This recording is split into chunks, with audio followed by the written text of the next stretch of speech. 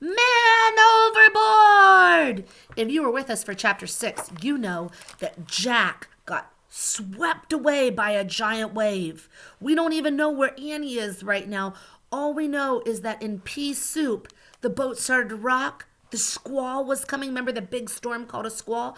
The squall was coming, and Jack was not feeling very good. He thought he was going to get sick. That's right. And he was so embarrassed. He didn't want to get sick in front of the captain and the crew. That's right. That he ended up going back up to the deck of the boat. But as soon as he got up there, was it a good idea or not a good idea? That's right. If you said not a good idea, that is right. Why was it not a good idea that Jack went up there? That's right, because the wind was howling and the waves were crashing. He said the waves were the size of mountains. And he got washed overboard, which means he fell into the sea. So now we're going to start off with Jack being washed into the sea. Here we go.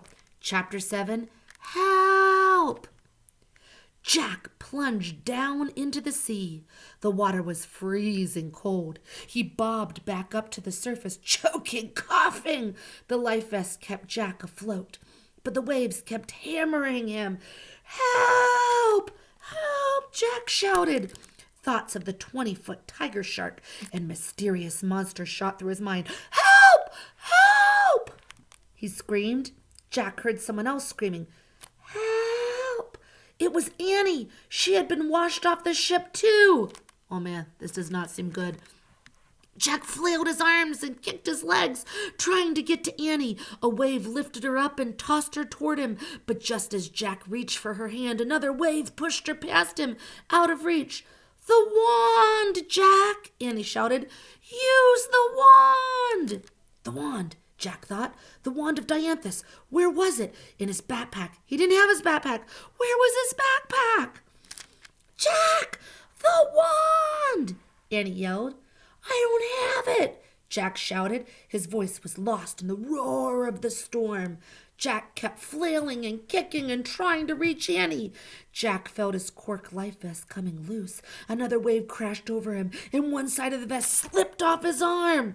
Jack clutched the vest, trying to keep it on, but the waters kept pulling and tugging. The sea itself now seemed like a monster. As Jack desperately fought the water, he saw another life vest floating free on the waves. It was Annie's. Where was she? Annie! Jack screamed. As he looked around, he lost his fight with the sea. A wave crashed his head. A wave washed his vest right off him. Then another wave crashed down on his head and pushed him down into deep. Not looking good.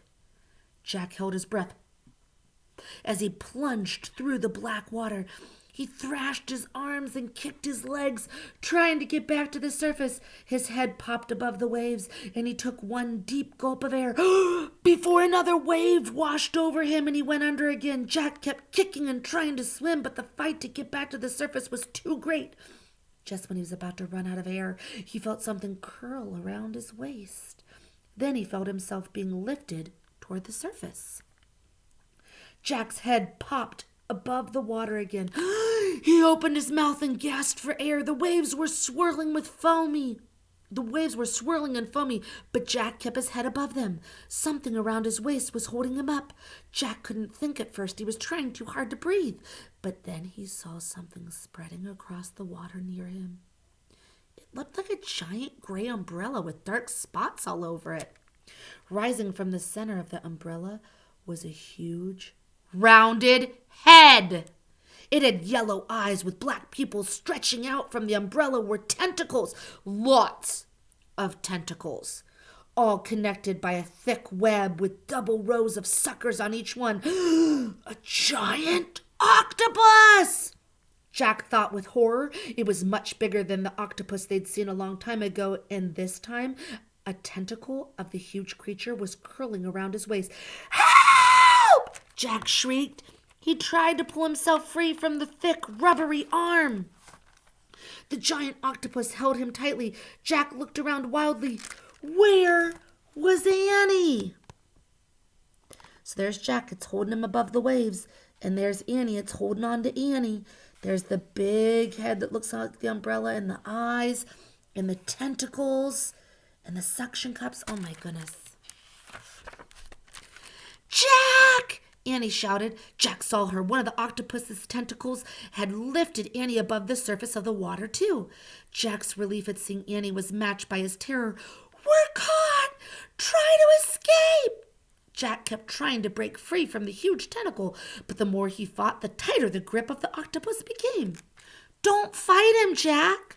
Annie yelled. He's rescuing us! Jack couldn't think straight. Was she crazy? He'll strangle us and pull us back under, he shouted. We'll have to fight him. No, shouted Annie. You're wrong. Can't you see? He's saving us from drowning. He is, thought Jack. Jack tried not to panic. The octopus around his middle felt firm, but he could tell that it wasn't trying to strangle him. It actually felt like it was hugging him, circling him like an inner tube, holding him above the water. Jack saw the creature's huge yellow eyes fixed on him.